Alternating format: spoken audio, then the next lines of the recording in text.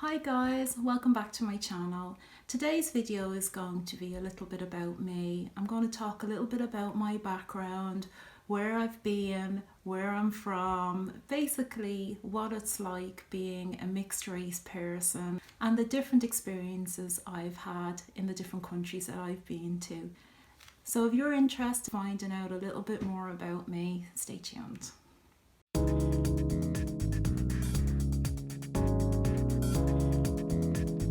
Hi guys, Thelma here and welcome back, and I just want to say thank you to all my new subscribers. I really appreciate the love and clicking on and supporting me. I really appreciate it. Well, today is going to be a video, just a little bit more personal information about me, and I really wanted to share this because I went on YouTube. I had a look around, just to see if there's anyone else out there talking about being black and being Irish, being mixed race. And I have to honestly say, I didn't see one post talking about being black and Irish specifically. I really thought that, it would be really helpful to anybody out there who is black and Irish or is just mixed race out there to hear my story. In this video, I'm just going to talk about where I'm from, a little bit about the experiences that I had growing up in Ireland. Watch out for more videos where I will be discussing my different experiences living in different countries with different people, different nationalities, and of course, how I feel about living here in America. So in order for me to keep this video short, I have formulated some questions that I will answer for you today.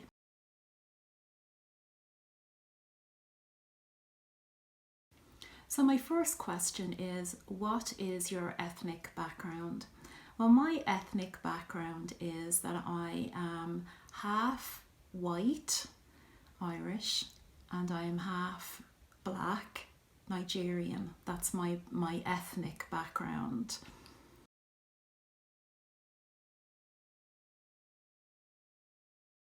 What is your nationality is the next question. My nationality is Irish. I'm an Irish citizen. I was born in Ireland and I have an Irish passport. A lot of people do actually confuse nationality with ethnicity. Ethnicity is, as I said, your parentage, what you're made up of racially, black, white, Asian, all of that. That's your ethnicity. Not everybody's ethnicity is the same as their nationality. My nationality is Irish. Irish people are generally seen as white people, and my nationality is Irish, and I have an Irish passport.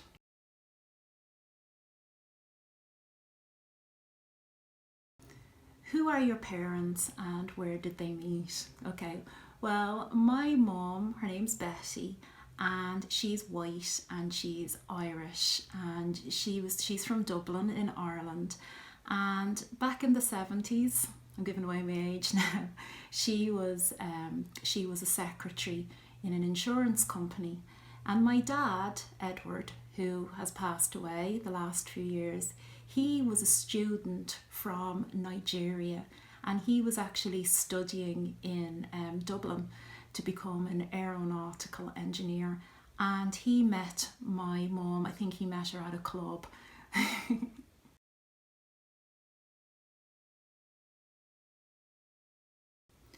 What was it like living in Ireland as a black person?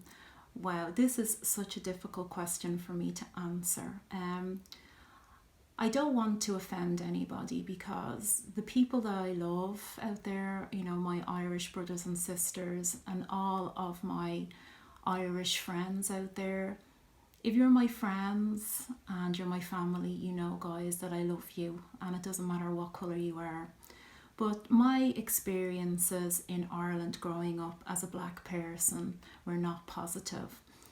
It was very unusual for me, for somebody to be black and Irish. And I actually found that, growing up in Ireland, it was very hard for people to really allow me to define myself as an Irish person, even though I was brought up in the, with the Catholic nuns and all the stereotypes you can think of.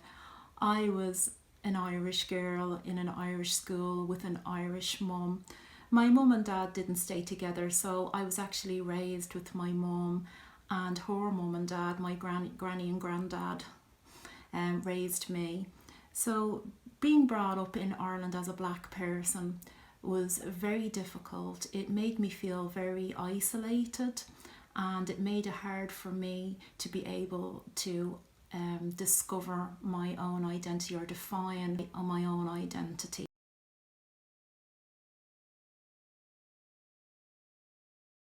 Did you ever experience racism in Ireland, and what was your first experience? Yes, I did experience racism in Ireland, I have to say. My very first experience, it's quite a difficult one to talk about, but my very first experience was when I was about my daughter's age, say about 3 or 4. And I remember, playing with the little kids on the street before this, and just being, a very popular kid, hanging out with my little friends, on our street. But I remember one day, I don't know, how somebody just realised that I was different, coloured, that we used to call people like me back then. I remember one day, a whole group of kids, must have been about 20 kids, got together in a group and kind of stood in front of my mum's house and all ganged up on me in front of my mum's house and started to chant racial slurs at me. And I even remember my little feet and my white socks. These are the little flashbacks that I have, hiding and, not understanding why people were calling me nigger and, ape and all of these horrible words that I'd never heard of before. I didn't understand it, and that was my first experience of racism in Ireland, my very first memory of racism. I continued living in that same house until I left. When I was about 19, I think I left to travel abroad.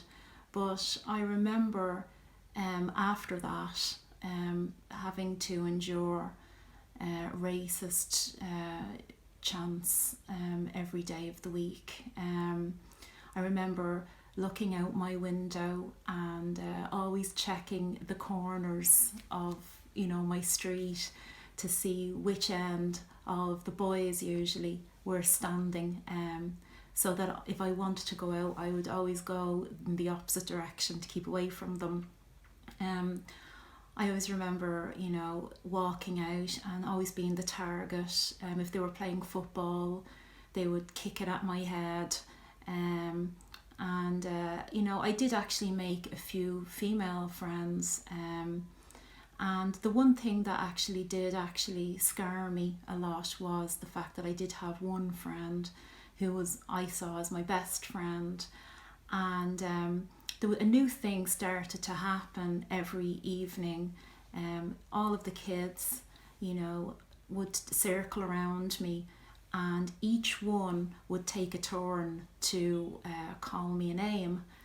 They try and be creative, and it was like a big joke. It was like the thing they did before they'd go in, go back into their houses. And my best friend, I was hoping that she wouldn't take a turn, but because of peer pressure, she took a turn and she called me a name. And that was the day that I lost my trust in people. And to this day, it's actually affected me making friendships. I did make friends, and one of my very, very best friend, Audrey, she's out there still friends to this day. She was a girl who had her own set of problems, and I won't go into too many details about that, but she had her own problems that made her stand out as well. So we kind of clung together, me and Audrey, and still stuck together to this day, even though she lives in the UK, but still together to this day. 40 years later, and uncanny amount of different things have happened in our lives. But she was white, and there were no other black people around me when I was growing up, so we kind of stuck together. But I had very select few friends when I was growing up in Ireland.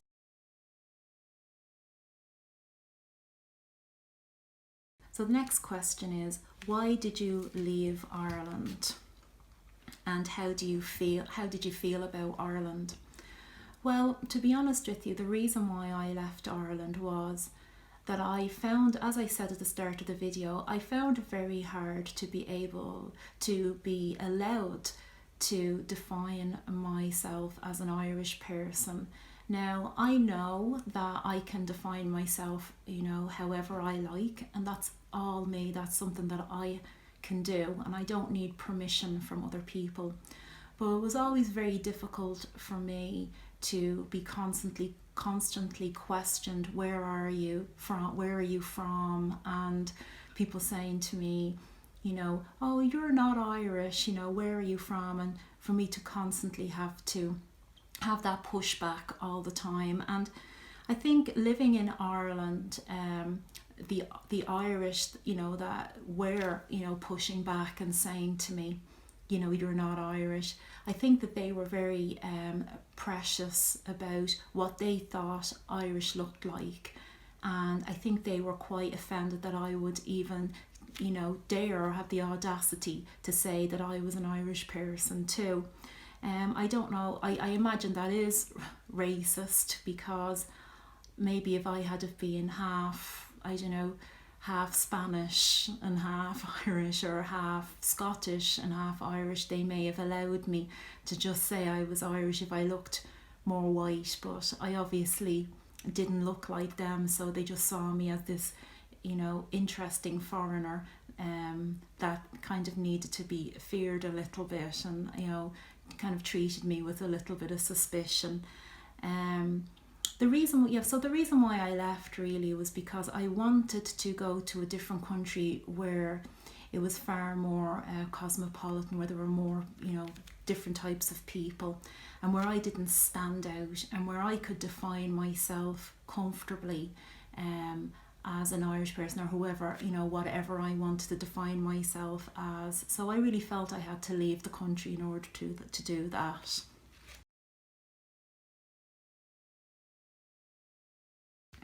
How do you feel about the Irish today? Well, to be honest with you, obviously I am half Irish. I am Irish. I have an Irish nationality. I was brought up in the Irish culture.